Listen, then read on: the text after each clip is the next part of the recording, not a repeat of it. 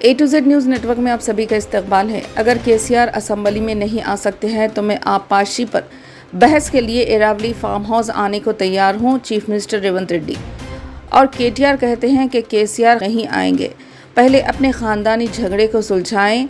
बेटा गली में, बेटी दिल्ली में अपने ख़ानदानी मसाइल को बुजुर्गों की मौजूदगी में हल करें, सड़क के किनारे ड्रामे से नहीं। తెలంగాణ స్టేక్ హోల్డర్స్ ను పిలుద్దాము, ప్రభుత్వం వైపు నుంచి మా ఆలోచన, మా పాలసీ డాక్యుమెంట్ మేము ముందల పెడతాము।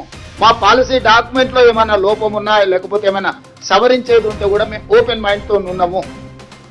మేము వాటిని సవరించుకొని తెలంగాణ రాష్ట్ర రైతుల యొక్క హక్కులను శాశ్వతంగా ఎందుకంటే ఇప్పుడు లైన్స్ డ్రాప్ కాబోతున్నది, లా సెటిల్ కాబోతుంది। ఈ టైంలో మనం తేరుకోకపోతే, ఈ టైంలో మనం సరైన దిశగా దీన్ని ఒక విధానపరమైన ఆలోచనతో ముందుకు పోకపోతే తెలంగాణకు నష్టం జరుగుతుంది। కాబట్టి 40 సంవత్సరాల ప్రజా జీవితంలో సుదీర్ఘమైన అనుభవం కలిగిన చంద్రశేఖరరావు గారికి నేను సాదరంగా ఆహ్వానం పలుకుతున్నాను। ఎందుకంటే వారు ప్రధాన ప్రతిపక్ష నాయకుడు కూడా,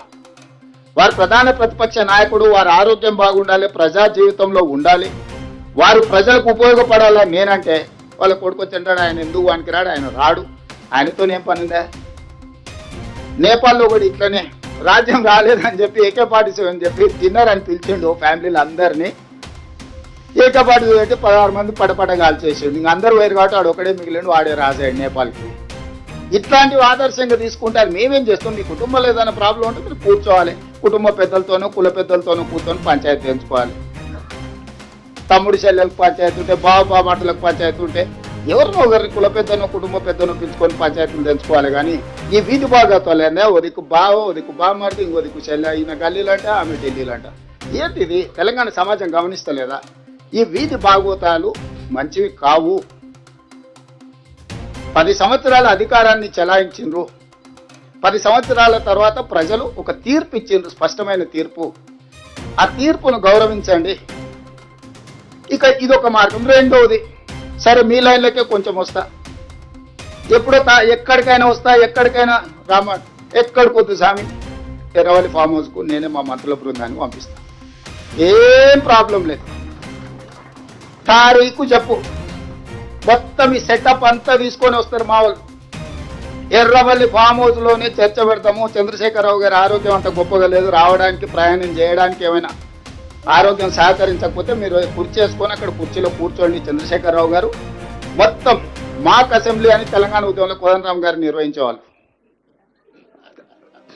శ్రీనివాస్ రెడ్డి గారు కూడా అప్పుడు అందులో ప్రశ్నలు అడిగి మమ్మల్ని అందరినీ మాక్ అసెంబ్లీ నిర్వహిద్దాం ఎర్రవల్లి ఫామ్ హౌస్ లోనే, మా మంత్రుల బృందాన్ని నేను పంపిస్తా, అన్ని వివరాలు చర్చించుకుందాం। కాదు కూడదు అని ఒకవేళ అంటే చంద్రశేఖరరావు గారు పిలిస్తే నేను కూడా వస్తా, నాకేం బేసిజాలు లేవు, నాకంటే సీనియర్ ఆయన పబ్లిక్ లైఫ్ లో, ప్రజా జీవితంలో అనుభవంలో చంద్రశేఖరరావు గారు। వారి ఆరోగ్యం సహకరిస్తలేదు, ముఖ్యమంత్రి గారు కూడా రావాల్సిందే, చర్చలు ముఖ్యమంత్రి లేకపోతే సమర్థవంతమైన అర్థవంతమైన చర్చలు జరగవు, ముఖ్యమంత్రి కూడా ఈ చర్చలు పాల్గొనాలి అని చంద్రశేఖరరావు గారు కోరుకుంటే ఎర్రవల్లి ఫామ్ హౌస్ లో జరగబోయే ప్రజాప్రతినిధుల సమావేశానికి నేను కూడా వస్తాను। తారీఖు నిర్ణయించండి। క్లబ్బులు పబ్బులు అంటేనే మాకు కొంచెం ఇబ్బంది, మేము వాటికి దూరం మొదటి నుంచి, ఇప్పుడు కాదు చదువుకునేటప్పటి నుంచి కూడా క్లబ్బులకు పబ్బులకు దూరము।